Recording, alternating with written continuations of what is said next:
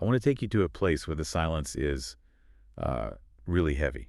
We're in the Egyptian Delta, a small village in the Basyoun Center. Right. It's the kind of place where everything is flat, green fields, dusty air. Life is supposed to be simple, predictable. But there's this one house, a house that for a while became a tomb. It's an incredibly chilling case. If you ask the neighbors, they wouldn't talk about a crime. They wouldn't mention the police. They'd lower their voices and tell you the house was cursed.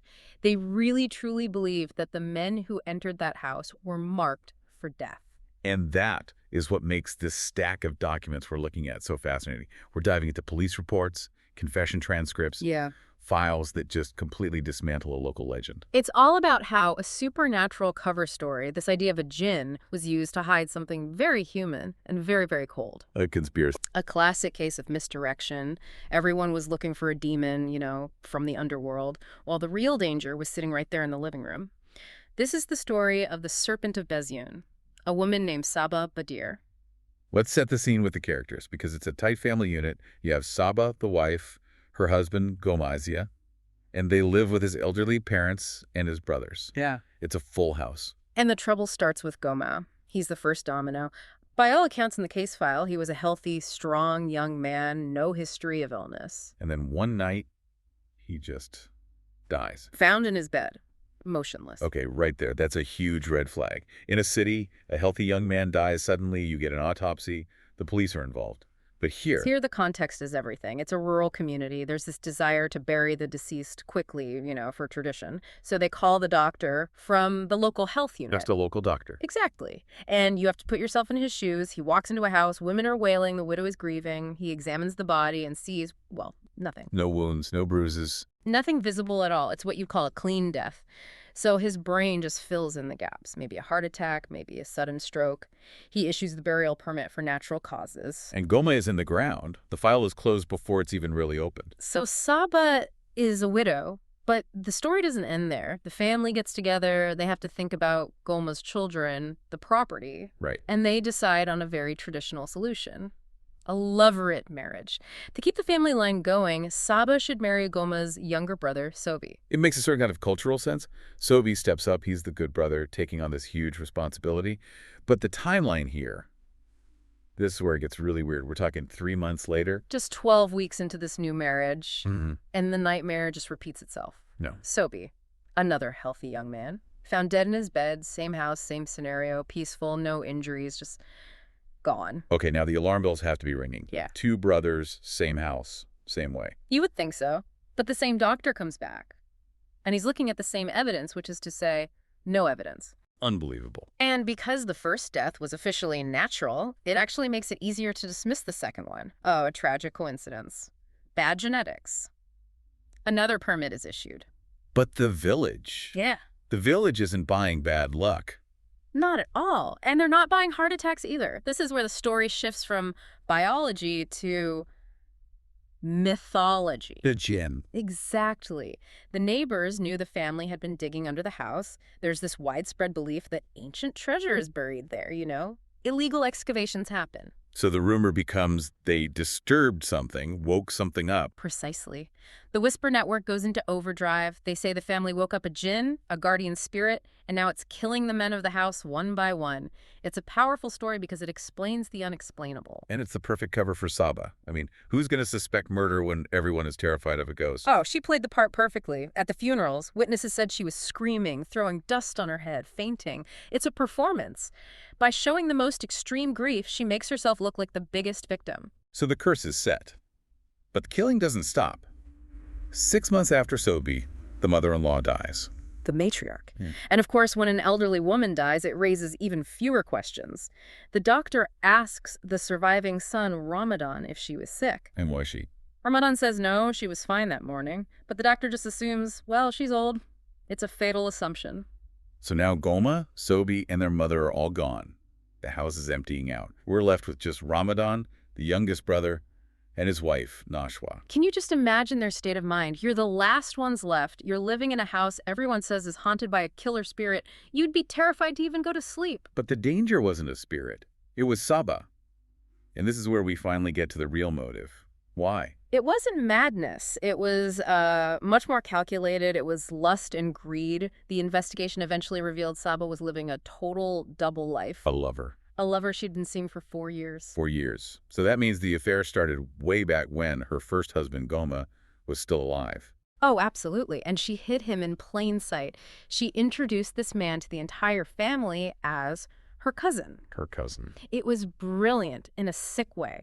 A male cousin visiting a widow to check on her, totally socially acceptable. It gave him access to the house, and it gave them time to plot. So the plan was kill everyone and inherit the property. Precisely. If all the heirs are dead, Sabah, as the mother of the eldest son's children, controls the estate, the land, the money, everything.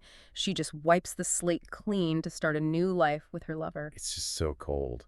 But these things never stay secret forever. The facade starts to crack. And it's because of Nashwa. Nashwa, Ramadan's wife, she was sharp. And one night, she sees something. She spots the cousin sneaking up to Sabah's apartment late at night. And she knows that's not right. She puts 2 and 2 together. She realizes it's an affair.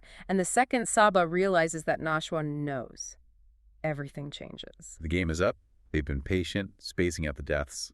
But now they're exposed. Desperation kicks in. Nashwa has to be silenced. And she has to be silenced before she can talk to Ramadan. Which brings us to the day of the final murder. It's a regular day. Ramadan is out working in the fields nearby. Close enough to hear things, but not to see. Right. And Nashwa is home with her newborn baby. And with Sabah. It's quiet. And then, suddenly, Ramadan hears his son screaming. And not just crying. The reports say the baby was hysterical. It's that sound. Yeah. That panic-inducing sound that tells a parent something is terribly wrong. He drops everything and just runs. He gets to the house, follows the crying, and finds Nashwa on the floor. She's dead. She's dead. But this time, it's not just like the others. This is different. How so? The doctor arrives, probably with his pen ready to sign another permit, but he stops. Because this time, the evidence is right there on the body. There are deep, angry red marks around her neck. Ligature marks. You can't write natural causes for that. The illusion just... it evaporates in an instant. Ghosts don't strangle women with headscarves. The doctor calls the police. Finally. So forensics confirms it was strangulation. Yes. And with the police now involved, the whole house of cards collapses. And the person who brings it all down is Sabah's own daughter. That's just heartbreaking. A little girl watching all of this happen. She was the silent witness. Once she was separated from her mother, she finally broke down. She told him she was too scared to speak. She said her mother threatened her, said, "If you talk, I will kill you like I killed the others." Horrifying. But when she started talking, she told them everything. The cousin was the lover, the plot. And she told them how the others really died. It wasn't a jinn. It was arsenic. Arsenic. Wow. That feels like something out of an old detective novel. Why arsenic? It was the perfect weapon for this situation. Arsenic is odorless, colorless, and tasteless. You can stir it into a glass of tea, which they drink constantly there, and the victim would never know. And the symptoms? The symptoms mimic a severe stomach illness, vomiting, diarrhea, cardiac arrest. To the local doctor, it just looked like a bad case of gastroenteritis. He'd never think to run a toxicology screen for heavy metals. So it was the perfect invisible weapon. Which raises the question, why strangle Nashwa?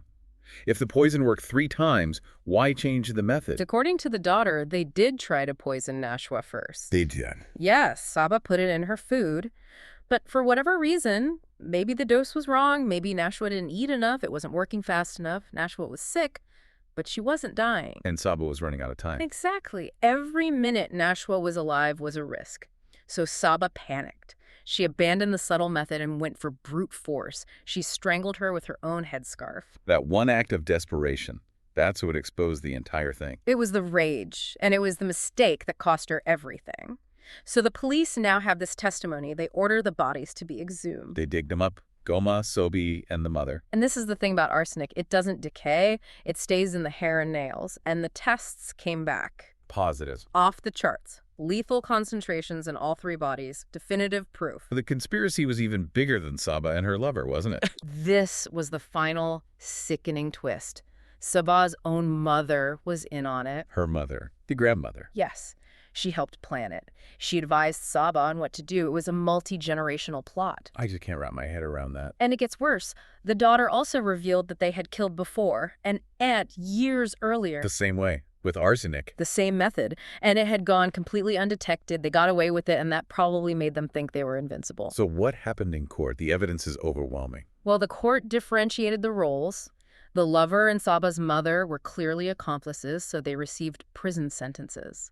But Sabah. For Sabah Bedair, the mastermind and the executioner, the court showed no mercy. She was sentenced to death by hanging. And Ramadan, the survivor, is left to pick up the pieces. He is. He lost his brothers, his mother, his wife. All he has left is his son, in that same house. I can't even imagine.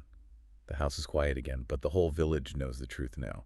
It wasn't a jinn. It brings you back to that central idea, doesn't it?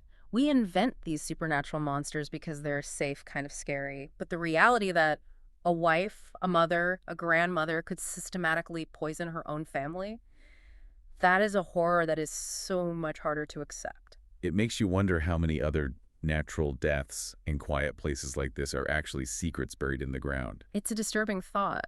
If no one thinks to look, a poison like arsenic leaves no trace on the official record. A truly chilling note to end on. A reminder that sometimes the truth isn't in a curse, but in the person standing right next to you. Absolutely. Thank you all for listening to this unraveling of the Serpent of Basyoun. Stay safe, and we'll catch you in the next deep dive.